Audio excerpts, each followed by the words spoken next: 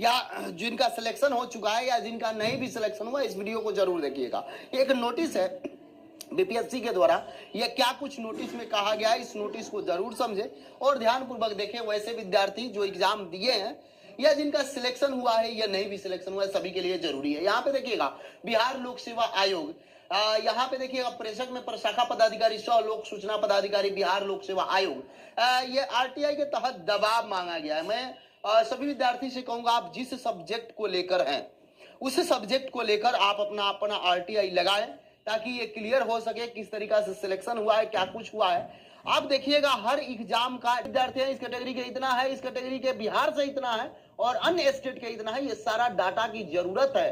अनुमान लग सके कि जो कंडीशन है, जिस कंडीशन पर हो रहा है एग्जाम, उस कंडीशन को फुलफिल किया जा रहा है या नहीं। क्या सभी बाहरी को भर दिया जा रहा है या क्या कुछ हो रहा है जो खेला यहाँ पे देखिएगा। सूचना का अधिकार अधिनियम 2005 के तहत वांछित सूचना उपलब्ध कराने के संबंध में, ये 10 तारीख का है।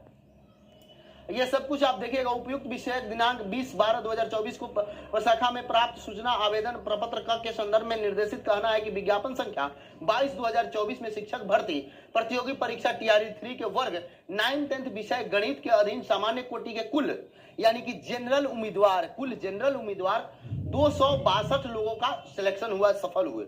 उक्त 262 में से 199 उम्मीदवार अन्य राज्य के एवं मात्र 63 उम्मीदवार आपका बिहार राज्य के हैं। चलिए, ये टोटल उम्मीदवार में 199 उम्मीदवार अन्य स्टेट के हैं। तो मैं यही कहूंगा कि आप 9-10 वाले हैं या किसी भी सब्जेक्ट वाले हैं, यदि आप बीसी कैटेगरी के हैं, ओबीसी कैटेगरी के हैं या ईबीसी अपने यहाँ है या एससी कैटेगरी के हैं या एसटी कैटेगरी से हैं या महिला कैटेगरी के हैं, किसी भी, तो आप जरूर मांगे। यहाँ पे देखिए क्या है, 262 लोगों में से केवल और केवल 199 अन्य स्टेट के सिलेक्ट हुए और मात्र 63 उम्मीदवार बिहार के सिलेक्ट हुए। क्या कैटेगरी में भी लोग सिलेक्ट हो रहे हैं?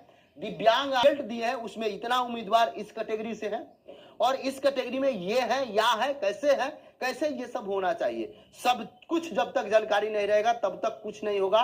क्या जो एक निर्धारित मानक है उसके बावजूद भी अन्य स्टेट को घुसाया जा रहा है?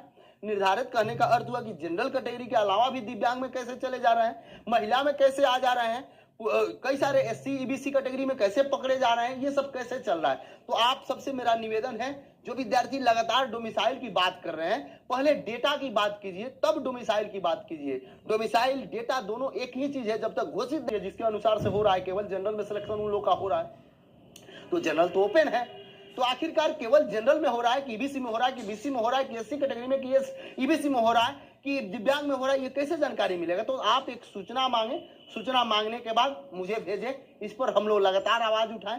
और डोमिसाइल की जो बात है उस पर बातचीत चल रही है, लेकिन 100% डोमिसाइल करने को कोई तैयार नहीं हो रहा है। लेकिन तो इसलिए चैनल को जरूर सब्सक्राइब करें। जय हिंद।